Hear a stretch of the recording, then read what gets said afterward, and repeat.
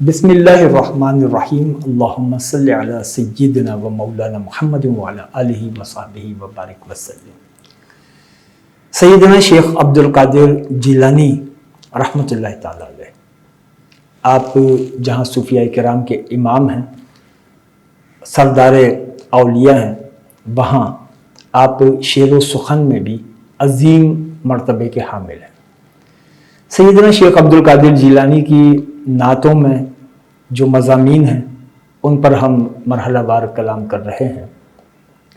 شیخ عبدالقادر جیلانی دربار رسالت میں اپنی عاجزی انکساری کے بیان کے ساتھ آقا دو جہاں علیہ الصلوۃ والسلام کی عظمت اور رفعت پر گفتگو کرتے ہیں، اور اس کی مختلف مظاہر آپ کی ہم نظر کر رہے ہیں، جن میں ایک نعت جس پر پہلے بھی کلام ہو چکا ہے، اسی کے مزید اشعار کے غلام خادم خدام خاندان تو حضور میں آپ کے خاندان کے خادموں کا ایک ادنا خادم ہوں۔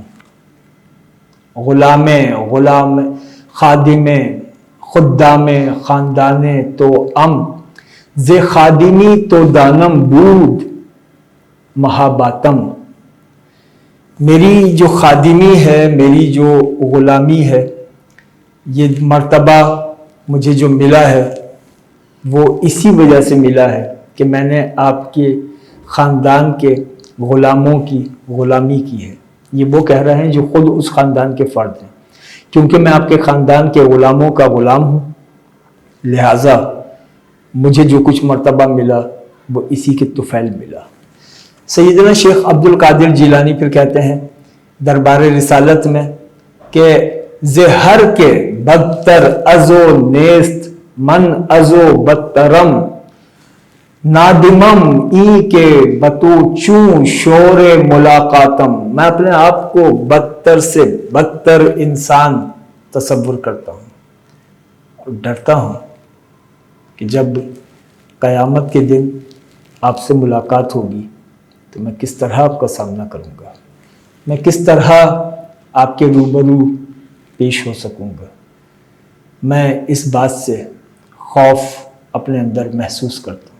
اور پھر مقطع دیکھیے، مقطع آپ تخلص محی استعمال کرتے ہیں، محی الدین یہ آپ کا لقب ہے، اور اسی دور میں شیخ عبدالقادر جیلانی کے دور میں آپ کو محی الدین کہا جاتا تھا۔ شیخ عبدالقادر جیلانی مقطع میں کہتے ہیں بگوئی محی کے بحر نجات می گویند، بگوئی محی کے بحر نجات می گویند، درود سرور کونین در مناجاتم۔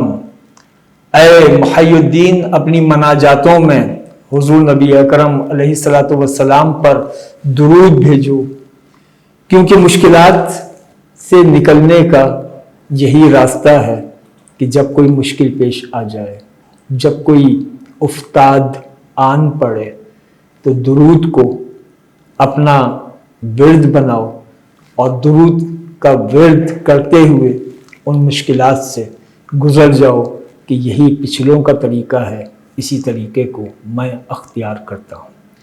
شیخ عبدالقادر جیلانی کی اس نعت کے ذریعے آپ دیکھ سکتے ہیں کہ آل رسول سے انہوں نے کس طرح محبت کا اظہار کیا۔